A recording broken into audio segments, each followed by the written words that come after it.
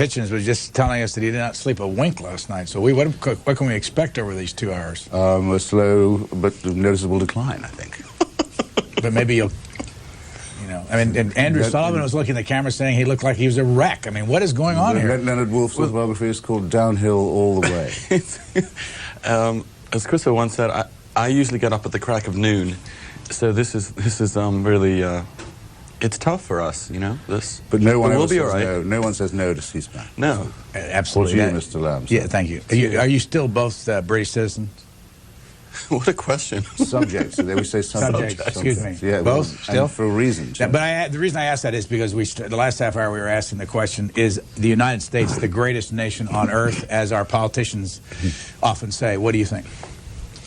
Well, I voted with my feet, and I'm here. I came here when I was just after college, and had a kind of instant reaction to the country. I remember writing my parents after 6 weeks to say, I know this is going to sound weird, but I feel like I've come home. And within a few weeks of being here, I realized all the things that in England everybody had said was obviously completely wrong with me was actually relatively right with me.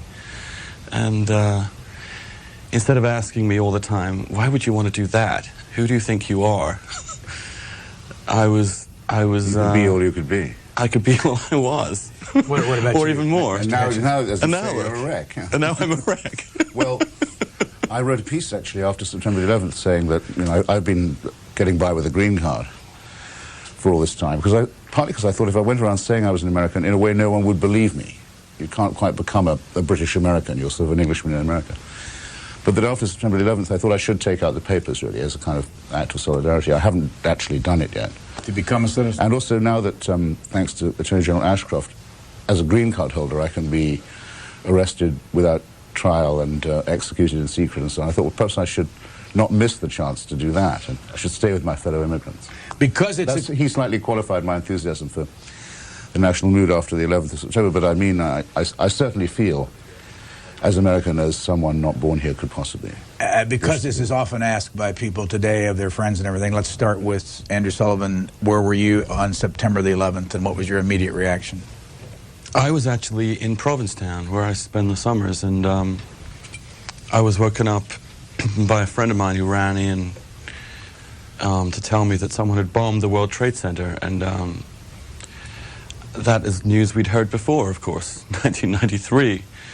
And I didn't really realize until a little while later, when I got up and looked at the internet, quite exactly what it meant. But it was clear immediately what it meant, that war had broken out. And to me, that was quite an immediate, an obvious conclusion, and also that for the first time in American history, a huge attack upon the civilian population had taken place. And I felt distraught. I'll tell you why I felt distraught. I felt distraught because I do have a sort of love of this country's sense of able to make things new again, leaving the old world behind, having an entirely unique sense of security and escape from the world. And for the first time in American history, the world had come into America and raped her, and I was in tears for days. Mr. Hitchens, where were you? I was in Walla Walla, Washington, on the border of Idaho, practically, at Whitman College, giving the Scoop Jackson Memorial Lecture, which, among other things, called for the arrest and trial of Henry Kissinger, which I've written a book about. Scoop Jackson probably rolling over in his grave on that one. No, Scoop Jackson hated Kissinger because Kissinger was, you know, soft on Stalinism. Never forget that about Mr. Kissinger, by the way. He's always been groveling to the communists, and was to Brezhnev at the time when Scoop Jackson wanted to get the Jews out of the Soviet Union. In fact, I'm proud to say the Jackson family came to the speech. It's his old college. And I ended by saying that you know, this could be a great period for human rights and for the internationalization of human rights and universal jurisdiction and so on. I went to bed feeling proud and happy, and in the morning got the news because I was 3 hours behind it. I was woken up with it. And And I've answered this question before to one of your callers, as a matter of fact. I felt fury and disgust and rage and nausea, but I didn't feel fear. I felt a sort of exhilaration. I thought, if this war has been declared, as it looks as if it has been, by theocratic fascism, then it's a war I would never get bored with fighting, because it involves defending all the things I do like against all the things I don't, culturally as well as politically and intellectually. And I still feel that way. I think it's absolutely worth fighting, and of course I had no idea how well it would be prosecuted. I've since been in Pakistan and in Kashmir and on the Afghan border and so forth. And I'm ready to, I'm still ready to roll, if you like. We have a long time with these two gentlemen. We'll get a chance to see where they differ. So far they haven't. Let's go to Hollywood, Florida, on the Democratic line. Good morning. Good morning. Brian, when I heard you were going to have these two guests on, I couldn't wait. I had to stay home. I thought it would bring a lot of laughs, I guess, into my house this morning, so I'm really looking forward to it.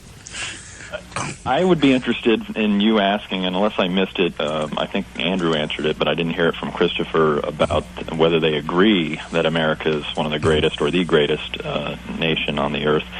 And I would be interested in you following up and asking them why.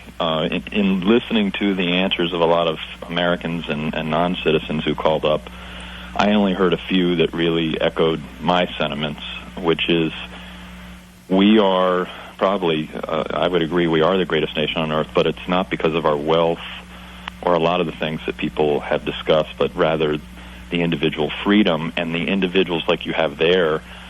I think that come out of, even though neither one of them are Americans, that come out of a system and a culture that I think that breeds leadership.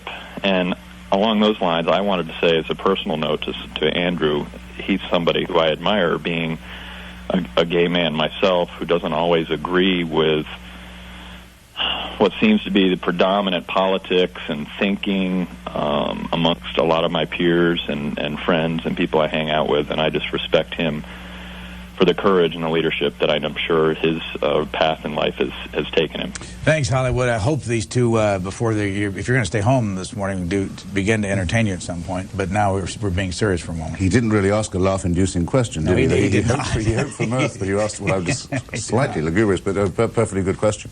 Well, there was a Teamsters Union official once up on this hill behind us, who was asked at the opening of a hearing into his affairs, he said, well, wouldn't you agree the Teamsters Union is a very powerful union in American trucking? And he said, looking rather narrowly back at the senator, he said, well, Senator, being powerful, it's a bit like being ladylike. He said, if you have to say you are, you probably ain't.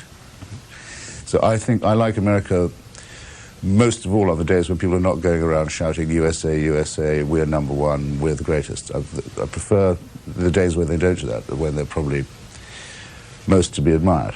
It's a case of always think of it, never speak of it. Of course, objectively as well as subjectively, the American Revolution is now the only revolution with a fighting chance of survival and success.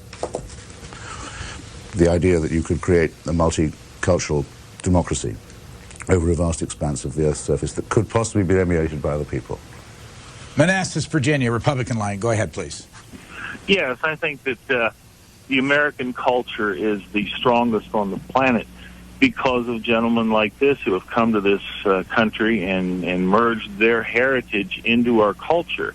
And it seems like every time we get like an influx from Vietnam or China or Cuba or India or any other country on the planet, it seems to strengthen that culture. And that culture, I think, is dominant because we take the best of everything, not maliciously, but just because it makes sense. And we reject those things from other heritages that are bad. Well, one of the things I would say, and I think Christopher probably agrees with me, I am thrilled by the chance to live in a truly multicultural society. I don't mean just in terms of racial diversity, I mean in terms of religious diversity, religious tolerance. The whole range of things that you get in the United States that you almost don't get anywhere else except in some major other cities in the West. To me, what